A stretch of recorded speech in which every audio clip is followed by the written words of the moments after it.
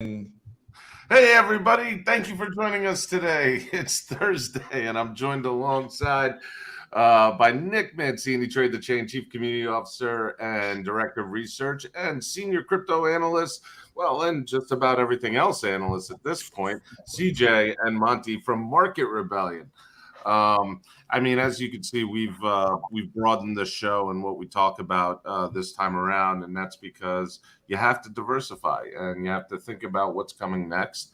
CJ loves oranges and cattle, and Monty loves options and indexes, so it's working out. Nick's still a degen, but. We threw in that title today, which is a little bit concerning. We're going to touch on that a little bit later. But, the big question that we've kind of been asking ourselves is, what are we doing right now? Where are we going? And are we just in a stagnant sideways phase? And are we just constantly getting beat up by the U.S. regulators and taking those gut punches all the time? I don't know. First, we're gonna hit we'll hit the markets real quick here. I'm gonna put my screen up just to give an overview before I let the experts weigh in. Here we got total market cap 1.19 trillion, standing about exactly where it's been all freaking week. Bitcoin in the same range as it's been all week. Ethereum 1875. Volume 38 billion, so we're down a little on the 24-hour. And if you go over to the tickers, more red than green, but not so bad today. And then we got Bitcoin. That's how boring Bitcoin's been all week. But we're here to give you excitement, so we don't want to be Debbie Downers. It's just there's been no opportunities, as CJ pointed out before the show. So, guys, where do we stand? Let Nick just take away the macro view for us, get everybody up to date.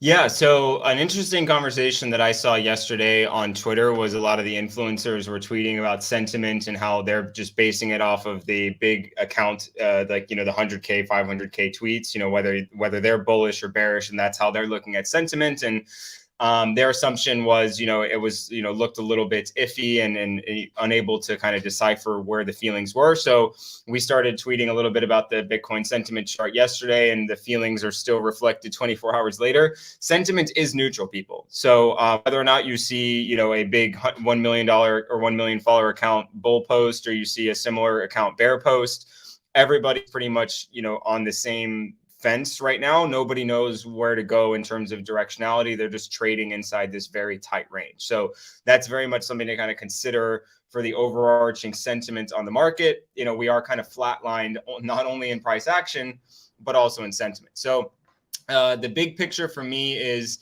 DXY getting stopped at the March lows. So if you watch the TTC Daily Show, we talked about this, and we talked about kind of new trading techniques that you can carry into other assets. If an asset breaks down and lifts back up to equal lows, that is basically resistance. So it will either get rejected there, or it will climb higher and accept and then move higher. Right now we're getting rejected, and we do know that if you watch our shows, typically if we are bearish the dollar, we are more or less bullish risk. So taking that example, equities broke above their Tuesday lows as well as yesterday's lows, and they are now above the weekly VWAP. So if we can continue this trend into the end of the week, I would expect some bullishness from crypto. And the big picture right now is that the unemployment data or initial jobless claims was really the only data today. And tomorrow, unemployment data and hourly wages are really the only data tomorrow. So using what we saw today with a slight sell-off on higher jobless claims than expected, we then reversed that, and now we're heading higher. We broke above Tuesday's low. So if the employment data comes in tomorrow lower than expected, which would mean less people employed, and the unemployment rate comes in higher than expected, which means more people unemployed, I would expect very similar price action that we're experiencing today tomorrow, meaning that we maybe have a quick snap sell-off at the open, and then we quickly reverse and continue higher throughout the day. And of course, our feelings. If we feel good about equities on the Friday close, we typically feel good about crypto going into the weekend. So, all right, perfect. So let's go over to CJ. CJ, you're scrambling for ideas on opportunities. You're starting to get a little bored looking. I see the momentum slowing down. Where are people making money in these markets right now? Where's some of the opportunities? I mean, does anyone ever make money? That's a good question. It's like not. I mean, if you look at brokerage accounts, it's like 95 or 90% are losing. It's not just BitMEX, but I think a really important thing, and we talked about this a little bit last show, though, is like when we're in chop like this, recognize that it's just chop and that there's no reason to overtrade it. I think, based on the previous trend, it's been so exciting. First opportunities for bullish price action in like year. So, you think, you get on the edge of your seats, like every up move is a breakout or every down move is a breakdown. And there's been a lot of false positives and negatives in that regard. But in terms of like opportunities and charting and edge, I'll bring up my screen here just in a moment to kind of show you guys what I'm looking at. Can we take a guess? Oh, I was going to say cattle. The cattle futures was going to be my guess. So, yeah. So that trade is pretty much done for. Let me do a retrospective of that real quick so that we never have to bring it up again. I'm sorry to distract you, CJ. I apologize. No, how did we do on the cattle trade from the other week's show? It was nothing special, but it worked. So, for example, what we look for in the futures market when using like this COT data, you want to see like an increase in the amount of long speculators ultimately getting long here. Then we had like our first down close. Also, when you look at this oscillator on the top, that's like a relative rate of change of how many longs and shorts are in the market. When that hits zero, that's a sign to short. Once you get the reversal candle, that's the indication to go short. And that worked for like 2 or 3 weeks. Once this level comes back to neutral in 50 or anywhere around then, that's my trigger to exit the trade and to get out. And if you will see, that was right around, basically just as we had kind of an up move from the local low. So that's what will get you out. And like softs as well as livestock has just been ripping lately. I mean, orange juice is a really good example of that, where you had a sell signal. The sell signal came, it went back to neutral levels, and then the COT actually flipped to long. So it got you long at that particular instance. So there's a lot of interesting stuff like that going on. Personally, in terms of like daily opportunities and open positions that I have longed cotton on this particular, like I wouldn't call it like a breakout, but we have a nice double bottom forming here. You also have small speculators in the yellow line here still getting short, and you have the lowest amount of basically speculator longs in, since the COVID lows back here. So with this reversal candle, with a lot of the other softs ripping, I like a long in cotton. Also, I remain long Dow, as we have these typical characteristics remain in Dow. You can see that we have, we were talking about this last show on Monday, the most speculators in terms of large and small are max short the Dow. Price continues to go up. And, our relative rate of change is still at 100 when our data comes out, and this oscillator is updated tomorrow or Friday. We'll see if we go back to 50, and then that will be the signal to close longs. But as of now, still remaining long Dow, and like the CJ, Nasdaq. really quick on that Dow chart. I want you to go back to that and maybe zoom out to like, zoom far out on the 3-day or maybe 1 week, and then add crude oil on that chart. Compare crude oil to that. And I think people will see something that they would not have expected, especially in relation to the industrials. So if you're on TradingView, you can click like the plus button and add oil. Yeah, so crude oil, I mean, we can look at direct correlations of 180 days here. So crude oil and Dow, you're seeing like, a 4 coefficient of like, I just don't think there's a significant correlation between Dow and oil. And like, if I was structuring a trade, I'm always going to be looking at these correlation matrices to make sure that I'm not in too many positions that are correlated to one another. And if we add CL,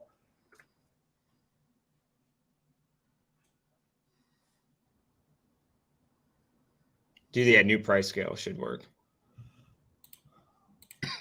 Yeah. So, I mean, the key difference for me, because like a lot, because the way I look at this is like equities and Bitcoin are very similar. The correlation coefficient is low, but the general momentum and directionality is typically still together. And therefore, I see, a lot of people are bullish on oil because of what OPEC did. And I mean, if you look at that, obviously there's a lot of volatility thrown in there, but general momentum and directionality typically the same on a longer time frame. yeah, I don't know. I mean, I see the top in equities here, and like you have an entire inverse correlation that really didn't help you during this period of time. So I don't know. Correct. I mean, maybe not. It doesn't seem something that significant that I could go off of. But I mean, Fair. to each his own, right? To each his own. Sure. Yeah. So in terms of Dow remaining long there, NASDAQ, you had the indication to cover as we went back to 50. And then last thing I'll talk about in terms of like DXY is like the reason I wouldn't be getting long dollar here, although I do like a gold short, which is basically the inverse, is because you still have small SPACs getting long slightly here. And, while this is a very long downtrend, a really good example of not longing when small speculators were long is natural gas. And this one is very clear in my mind. So for instance, like everybody during this entire way down was talking about, buying natural gas, but it just was not a good buy. And you didn't have the small SPACs getting short for that confirmation. So hopefully, for the bulls' sake in the DXY, hopefully we get a bounce and it doesn't remain the same as natural gas. But I feel like I've rambled on long enough, and we can come back to things like Bitcoin and other altcoins. But in terms of futures markets, short gold, long Dow, and long cotton are my current open positions. One sort of running joke we have over at our community is that I make fun of CJ for covering commodities. I call them like boomer assets, and they move slow and they're boring. But CJ, You just add more leverage. you would just add more leverage, yeah. And also, you didn't mention sugar today. I thought you would maybe let me pull mention that up. that. That's a crazy If chart. you want to pull that, that looks like an altcoin chart. So as much as I give you grief for trading these commodities, trading cattle, trading, natural gas and whatnot, like look at this chart. This is absolutely absurd price action, and it's not Doge or Sheeb or some high beta altcoin that you're used to seeing that sort of price action in. This is a commodity. This is sugar we're talking about. So like the opportunities are there. And like Alex said at the start of the show, broadening our horizons in terms of like getting beyond crypto. There's so many opportunities out there. Crypto right now is dead. It will be back. But for the time being, look at these other opportunities. They're popping. And sugar is a great example. Yeah, sugar and cocoa both, and a lot of the softs have been very, very correlated. But sugar and cocoa are working their way towards potential short positions. Cocoa more so as well, but have just not had that like weekly reversal candle just yet. But yeah, I mean, I think it's really for us, it's all about focusing on, you obviously have Bitcoin, but if you can have a futures portfolio that can generate uncorrelated alpha and returns, like that's like the holy grail of investing, I think. Yeah, that's the only way that you can really sleep soundly at night, and especially in this space, you need to be hedged. What's the macro story with why all these commodities are rising? Because I'm not, although we like our commodities, Bitcoin and Ethereum, wink, wink, thank you, Eastern District of New York. But I typically do not, trade, what CJ and Monty are looking at in terms of, sugar and oil and cattle futures and orange juice and stuff like that. So seeing sugar skyrocket, I mean, sugar is in every single American food, whether we like it or not, it's even in our bread. Most of our bread is literal sugar. So, if we were just producing wheat bread, maybe the sugar wouldn't affect American consumer goods. But because we have so much sugar in American consumer goods, that's obviously an inflation macro issue if you're pouring sugar in everything. So, I don't know if we have the answer on here, but I think it's a fascinating conversation that, some of these staples to the American diet are now skyrocketing. The obesity problem is real here, folks. Oh, Yeah, skyrocket the price I of have a sugar great- and give everybody fat burn drugs. You know, it's the I have a perfect way to make money on both ends. Yeah, it was Zempic. Can I please? I saw this is the last tangent. I promise. Can one of you guys pull up the chart of NVO? It's a company by the name of Novo Nordisk. This company is, as well as Eli Lilly, they produce this weight loss supplement or drug Nick, called pull it up, Ozempic, Nick. and they're Oh, the I think largest. Monty's doing it right I now. got it. Yeah. All right. They're the largest producers of this weight loss drug called Ozempic, and their stock price is absolutely ridiculous. Now, I think this will eventually be a boom and bust cycle. Could take 5 years, but they're like the way that that looks beautiful. I mean, this is such a interesting boom and bust parabola that's going on, not only in price but its social and cultural ramifications. You see the commercials everywhere. Oh, yeah. It's a hot media topic right now too. I'm getting pings about it almost daily in terms of these new drugs, which I find fascinating because these companies figured out how to make money on both sides of the coin. You feed them up, you get them fat, you make them pay for the drugs to make them skinny. So and then cycle continues. Nice. Welcome to America, baby. Welcome to America. Let's Monty, talk about. Let's go to you, man. What do we got going on? Yeah, let's talk about something a little less depressing, maybe. And I want to pick up where we left off on last episode, which was Monday. And during our episode, Doge was pumping, and that was a lot of fun. I very much enjoyed. Oh, oops, sorry. Let me share my screen. I very much enjoyed that. So let me pull up that chart. But CJ, I'm kind of in agreement with CJ when he says that this is a prime example of a news failure. So this is the weekly chart of Doge. If market conditions were different and we got this sort of news, like the Twitter logo being changed to the Doge's face, we would see price action like this, right? And this was a time in which we were risk on, right? Things were risk on, and we saw price skyrocket. That would have been absolutely massive news. We would have seen Doge hit new highs if conditions were different. But because of the state of, the current state of crypto, this was, to me, the prime example of a news failure. We had the initial pump, which was great to watch, fun to trade while I was in it. I'm out of it now, and I expect it to continue to retrace, despite the fact that we're seeing declining volume. But I think it also has implications beyond just Dogecoin, right? People will say, oh, it's just Dogecoin, who really cares? It has greater implications because I think it affects people's willingness to take risk. And one thing that we have talked a lot about on this show is Bitcoin dominance, also ETH BTC. They're very similar metrics, but Bitcoin dominance showing signs of life here after what was kicked off by that Doge logo. This logo literally kicked off a slide in Bitcoin dominance, and now we're bouncing back up. That's not to say that Bitcoin's going to go up in price, of course.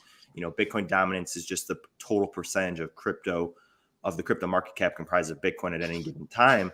But I do think that we're going to see underperformance from the alts. I think we're seeing it already with ETH. And I think a lot of that can be attributed to the news failure with Doge. So the way I see it is that, although this move was nice and it was a lot of fun, trading with you guys live on the show, I think this was a tremendous example of a news failure. We failed to get above local highs on what I would have thought would have been a much, much bigger catalyst. And I think, like I said, if market conditions were different, it would have been a bigger catalyst. But just because of the lack of willingness to take risk right now, we're at a state where, it seems to me to be a news failure event.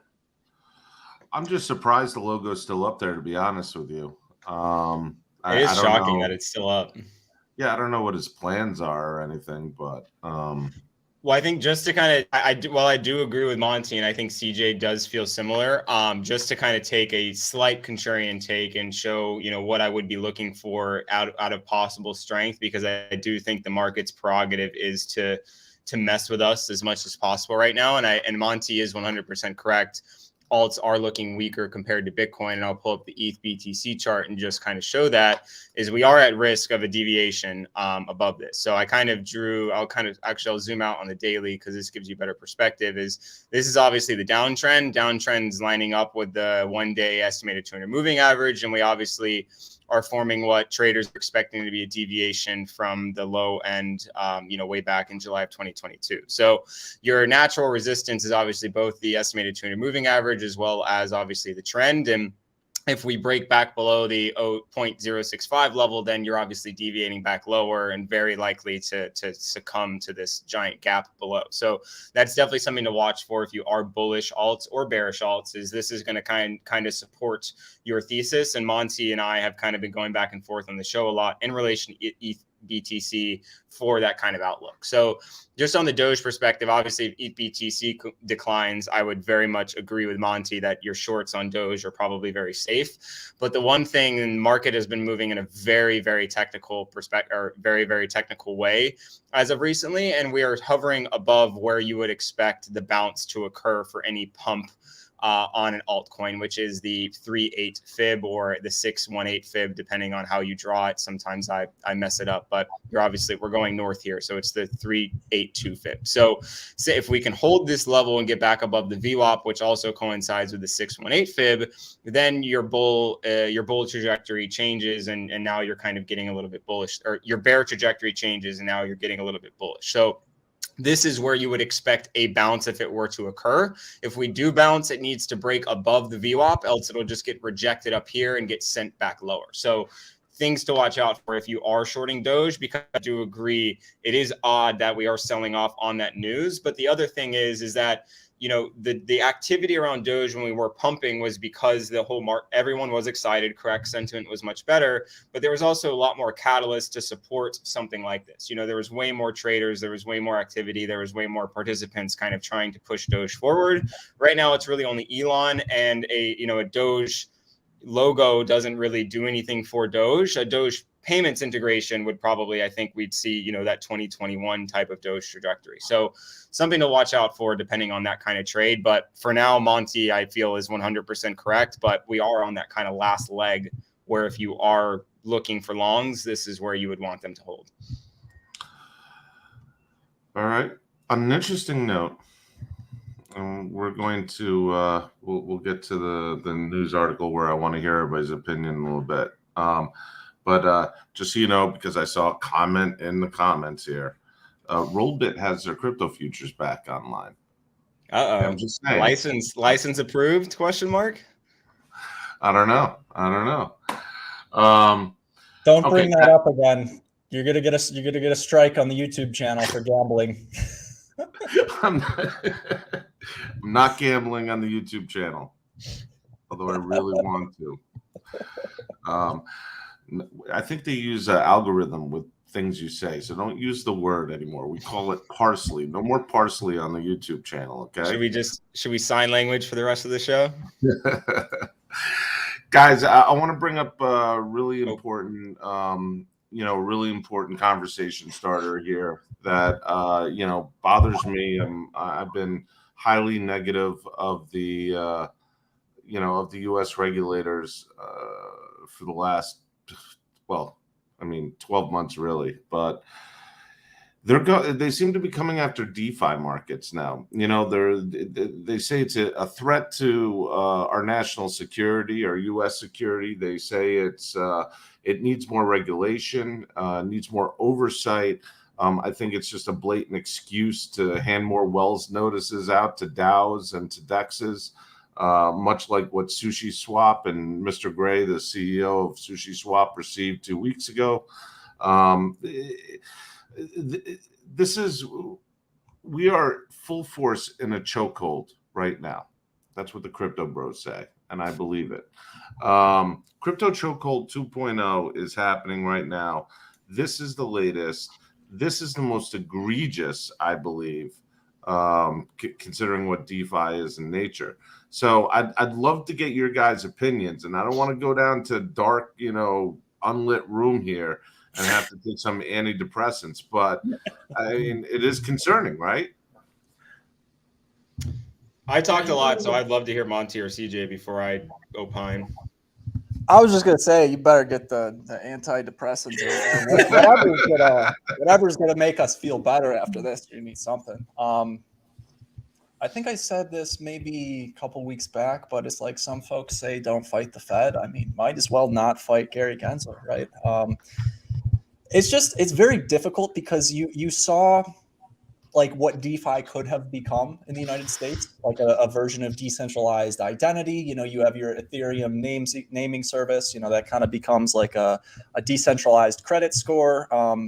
And it's disappointing to see that they're not embracing that. It makes perfect sense why they wouldn't.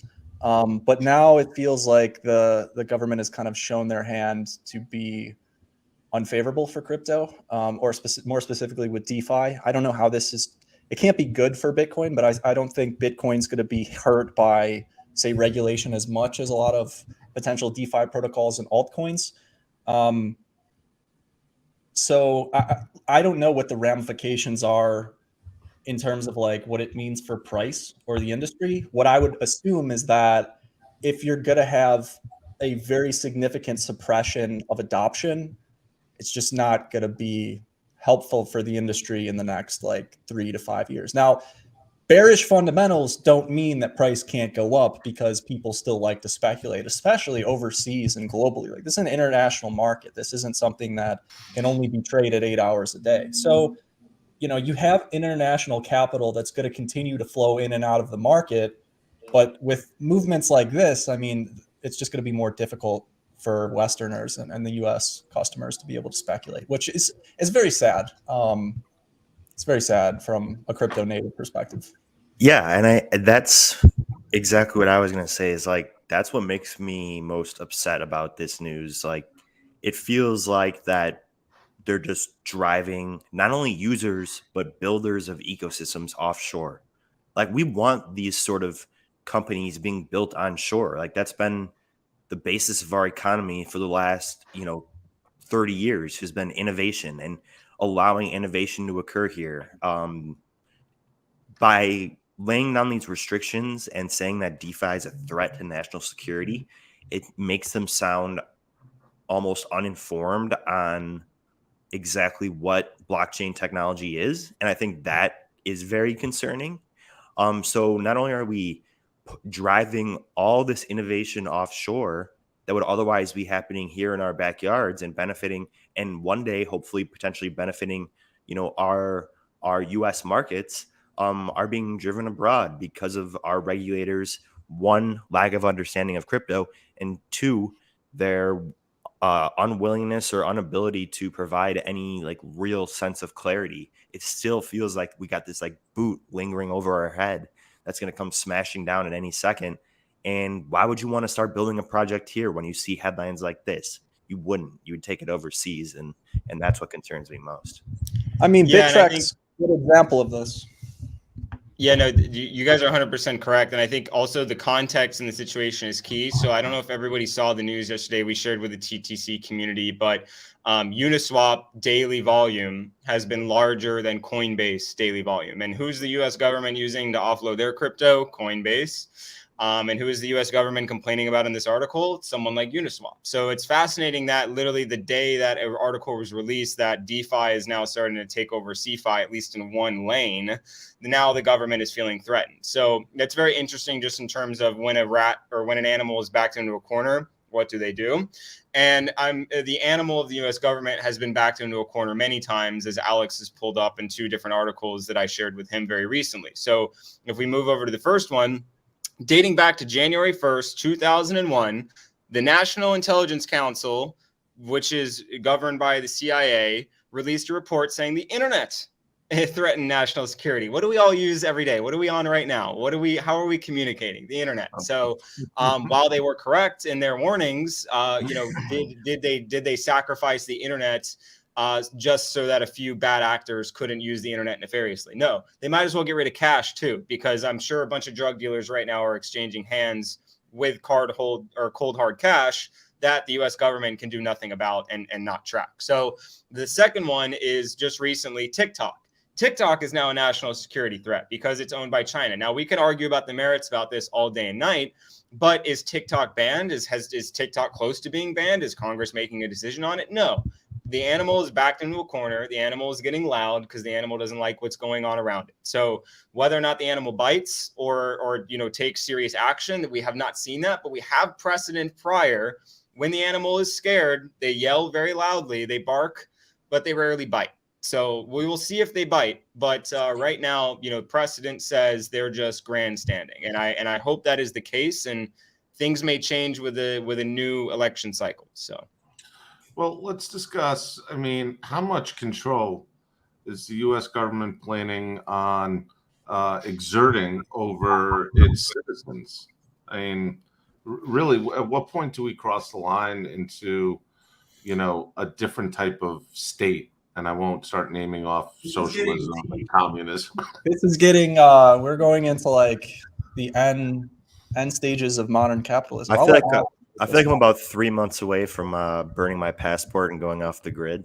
No, I'm kidding. But in all seriousness, like, it just, to me, it seems like the government only has a problem with crypto. Like, it's all focused on crypto. Like we mentioned before, I can go on Robinhood right now, sign up for gold, and deposit as much money as I want and lose it all trading options. And do regulators care? No. Do I have to be an accredited investor? But that's what I don't understand, Monty. I could, and like, you could say the same thing about other government bodies as well, like the FDA. Like, I can go to McDonald's and I could gorge myself to death if I wanted to. They're not protecting the consumer. That's like a veil for what their true intentions are, which I'm not exactly sure what their true intentions are, because they're pushing this innovation abroad, like I stated earlier. So by laying down these regulations, I see no benefit in terms of, other than protecting a few people from getting liquidated. But there's plenty of ways to lose money without trading crypto futures. Like, it seems like they're just dialed in on crypto. So I'm not worried about, like, the whole deep state, taking over. And you're a better man than I am. Okay, because that's where we were going to bring the. I'm about to go down Monty, just remember that Elizabeth Warren said Bitcoin has no value, but the U.S. government literally just sold $300 million worth of it and is planning another $1 billion worth of sales in the future. So it doesn't have value unless the U.S. government sells it. So let's talk about irony. The fact that Ben Armstrong and co. over at Coinbase gets a Wells notice, and then the U.S. government, after sending that Wells notice, sends them 41,000 Bitcoin to sell for them that they seized from Silk Road. I mean, it's almost like a mockery. And then Gensler with the pixelated shades and everything. Monty, you're wrong. I'm going down the deep state hole, man. I mean, how no one on here is a lawyer, but if we just think about it logically, the lawyer, for Coinbase gets up there and says, you used our platform to sell securities that you're charging us for, just so we're correct. And then they would say, well, yes. And then I would imagine there's a very long silence in the courtroom after that. Because who are you charging the U.S. government with illicit sale of securities? Well, the one thing that I'm happy about is, well, you can't.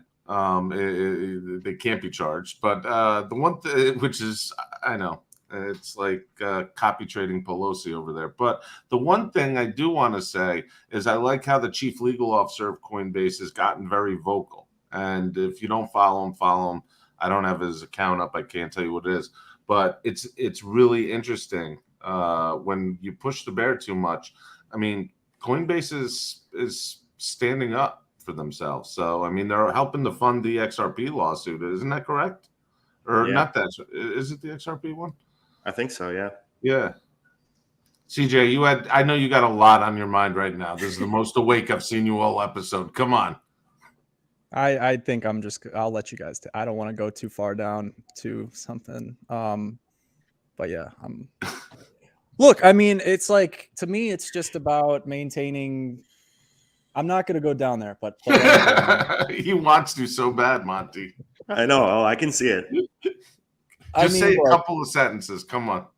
we can talk about like things that have happened throughout history that are very thought provoking, but at the end of the day, to me, it's all about like, I hate to use the word military industrial complex, but it's like, it's just maintaining the powers that be and suppressing any potential future threat of the powers that be.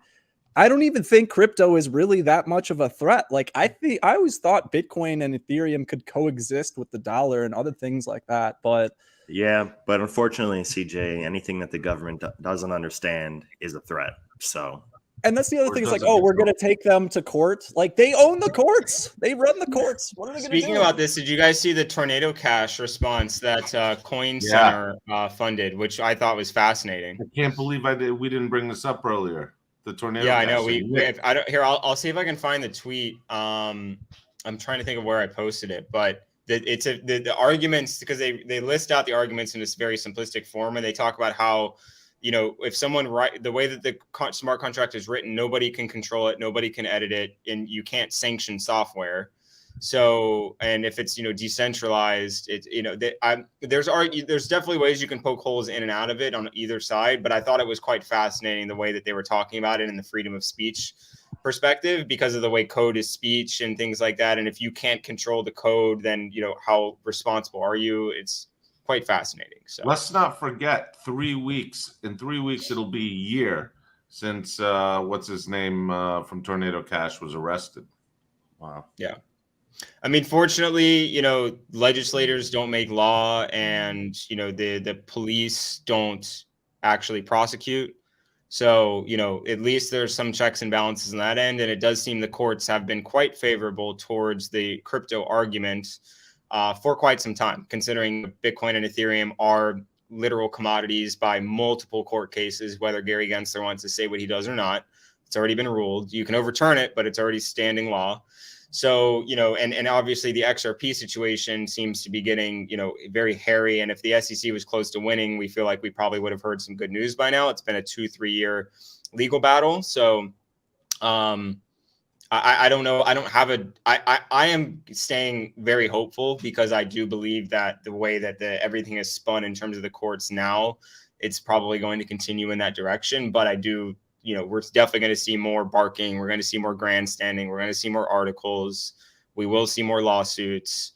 But I guess on the other coin of that, the other side of the coin is crypto has been hit with a lot in 2023, and we still have not nuked off of 28K yet. And we've had a lot of nuke-worthy news looking back at this. Hey, that's, I think, my personal opinion, but I have to thank the U.S. government for something. And if anything, it's going to be the regional bank crisis that decided to pop up to help prop up Bitcoin price. So, maybe they're just paying it forward a little for all the damage that they've done. Yeah. I forgot about that.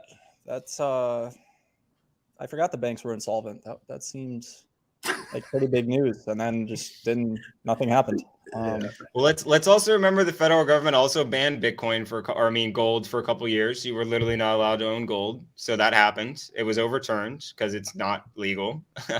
But so we've had these tries, and fortunately, the one thing I wake up every day and thankful to be an American for is the Constitution, because it's quite broad and quite protective of individual citizens. So, and the actions we get to take in this country. So, although the U.S. is not the globe, and even if the U.S. did ban crypto, I do think that you will have enough nation states that support the industry and the opportunity. But if the worst were to happen, I definitely think our little bubble definitely gets hurt and things like that. But Bitcoin is still running off of Fed liquidity, and it's still deflationary, and it's not growing any bigger anytime soon in terms of number of coins, total number of coins, I should say. So it's still running like the internet for the most part, and has not broken, and nobody can take that away from us. Yeah, those are all great points. And even if, things do go worst case scenario, we'll be fine. If the government tries and, prohibit Bitcoin like they tried to prohibit alcohol, I think CJ will step up as the new Al Capone for crypto. So if you need Bitcoin, just go to CJ. Yeah, and Property the bans 1920s, do not the work nine- historically in America. They just don't. Yeah, the 1920s was a time of prohibition where alcohol was banned, which means everybody did it all the time, and it was really cool. So Yeah, Alex was there. Alex is nodding his head like, those are good times I back in the remember those 1920s. times, the roaring 20s. We used to sneak drinks in the back door, but to what CJ's kind of walking down the path to is that's what's going to happen in crypto. Do you really? It's kind of like the drug trade. Are you doing anything useful, or are you just making it more prolific? Are people just going to come out? Because I'll tell you right now, it's a buy signal for me. That's all I got to say. Yeah, I do think sorry, Monty, one thing.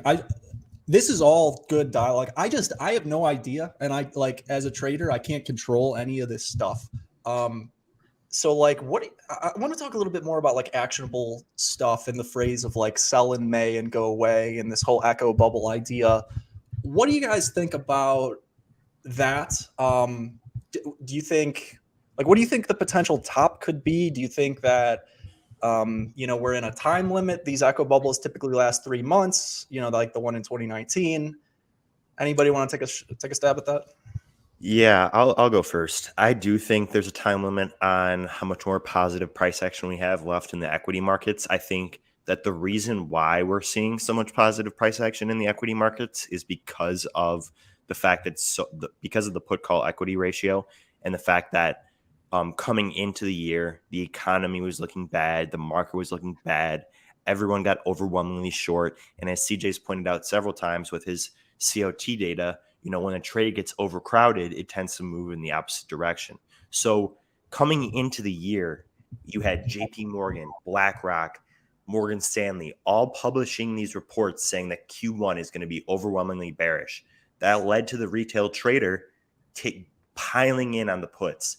They ended up getting crushed because of that, because they bought puts just based on the fact that, everyone was bearish. And then also you have this conflation of the economy and the market. Yeah, the economy right now is not good. That being said, the market can continue to go up until, people stop trying to short it. And that's when I think we'll finally, run out of that positive price action, CJ, is when we start to see more positive signs from an economic standpoint and thus less willingness or less, eagerness for the bears to short this market, providing less fuel to the upside. So that's kind of the way I see it. When that happens, I'm not exactly sure, but I think looking at that COT data, looking at put call equity ratio, I think those are two good indicators to see when this, bullish price action or echo bubble, as you like to say, might finally pop. Before we go to Nick and Alex, I just want to say I'll guess late Q2, early second half of the year. Although it does depend, like you have to see. For me, I want to see shorts go back to the bubble. Is what you're saying? End of positive price action in the equity markets. You need to see the shorts give up trying to short the market as we go up. And looking at Dow positioning, that could be like 35,000. We'll see. Nick, what do you think? Yeah, no, I agree with your sentiments. I've been kind of putting out very casually to a few people and on some of our radio shows my general thesis for going into Q2 and Q3. It's been generally related to the Fed balance sheet. So let me actually get rid of these drawings. Let me add balance sheet. It should be United States. There we go. So if we look at this, I think I can go out to like a week. So if we look at kind of just the general trajectory, when the balance sheet expands, Bitcoin's pumping.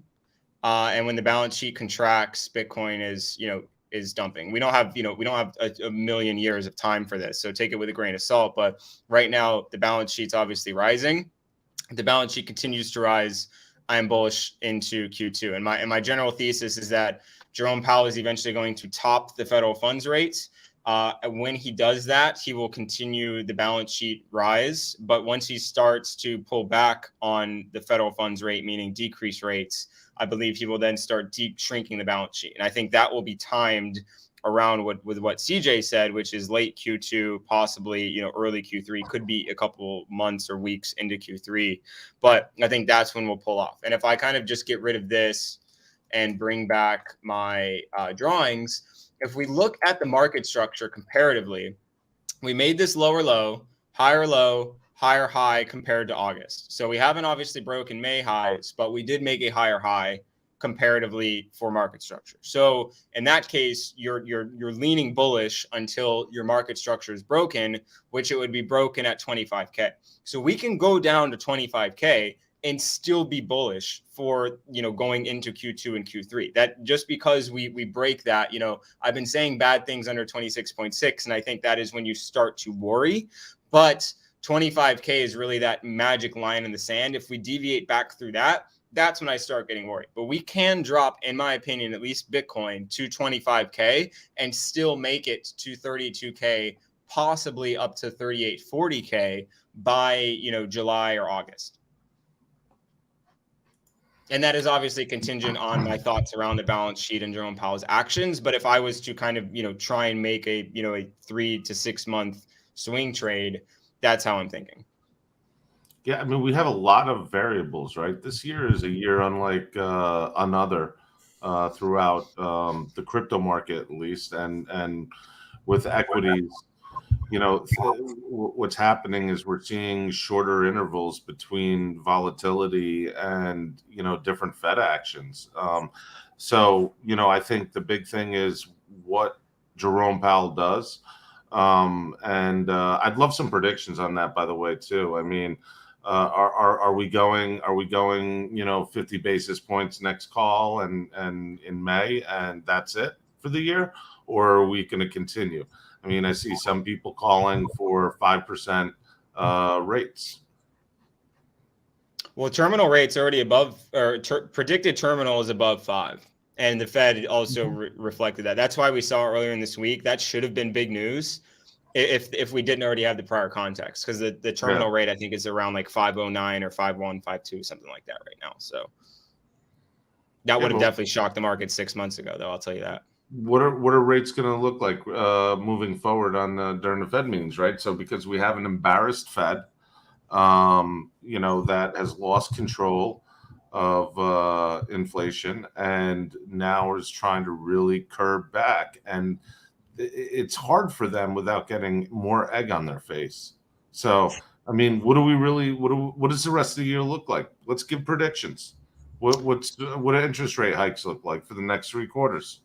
$100 down on the table, 25 next meeting, no more after that. I'm going to say, sorry to disagree, Nick. I'm going to say 50 and then no more after that. You think we get 50 next one? I think 4 weeks, I think, is the next meeting? Yeah. So I'm just, that's just a guess. I think it's between 50 or 25. I think both have a likelihood of occurring. What gives us 50 though? What's the catalyst? Because the market is leaning towards 25 right now. So what would you want to see for 50 to be more solid in your mind? You got CPI next week. Yeah, Wednesday, so. I think that's a number that's definitely going to play an important role on what we do see for that interest rate. So keep an eye out for that CPI data next Wednesday. Obviously that has a huge impact on what Powell does. So that's probably the most important catalyst for me. I think inflation could be, it could come in pretty hot, especially with what we've seen from, oil. And, with that happening, it might force Jay Powell's hand a little bit and, put him down for a 50 basis point rate hike. But that's contingent on next week's inflation number that CJ mentioned. So until then, I think I'm going to wait off on making like a real prediction. But based on what we get for inflation, you can't have a sure thing, Monty. What? You can't have a sure thing. This is this is like futures betting on sports. Yeah. We basically are playing Plinko here, pretty much. Okay, so it's not that much different than Monday's episode, but Plinko might be a little more accurate, honestly. I think Wednesday's inflation data is going to be hugely important. That will likely dictate what Powell is forced to do. So until then, I'm kind of going to hold off. But based on what I'm expecting from inflation, I could see that 50 basis point rate hike being a reality. So something you might want to prepare for. CJ, I see you jiggling the mic. What are you calling? Oh man, don't ask me. I don't know. I don't have a clue. Man, Okay, if I well, was, let's I still rephrase don't it. understand why they didn't just like, let's say you got the first 8-9% inflation print. Why do it in like these 25 bips stages? Why not just raise them 500 bips and get it over with in one go? I mean, Hey, listen, I don't know. last fall they should have just ripped the Band-Aid off with the with 100%, Yeah, with a 100 bank, basis point 100. rate. We wouldn't be. I don't think we'd be in the position we're in right now.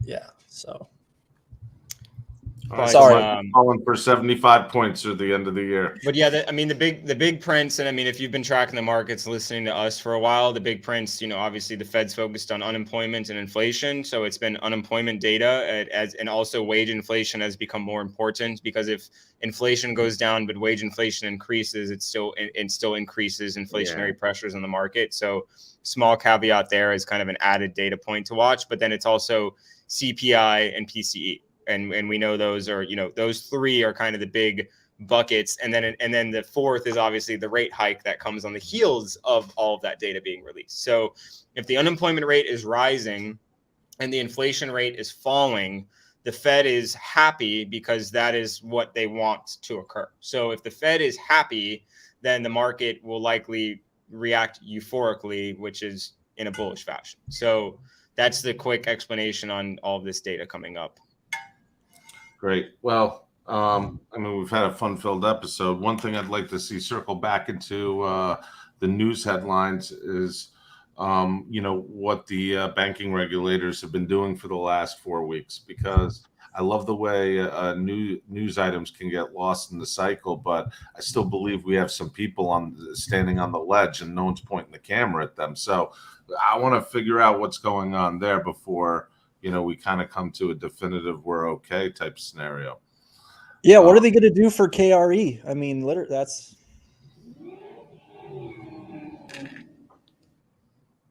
There's a lot of questions. I was kind of waiting for Alex to pick that one up. Yeah. Anyway, folks, thanks for joining us. It's been 52 lovely minutes, some darker than others, but that's okay. That's what you get here from the experts. So CJ, Monty, Nick, always a good crowd here. Mondays and Thursdays, 2 p.m. Eastern time. Catch us on the Trading Rebellion show. You can catch John Nigerian from Market Rebellion, myself, and Nick on Rev Radio's Twitter Spaces at 5:30 Eastern time tonight. And we will see you next Monday. So thanks a lot, folks.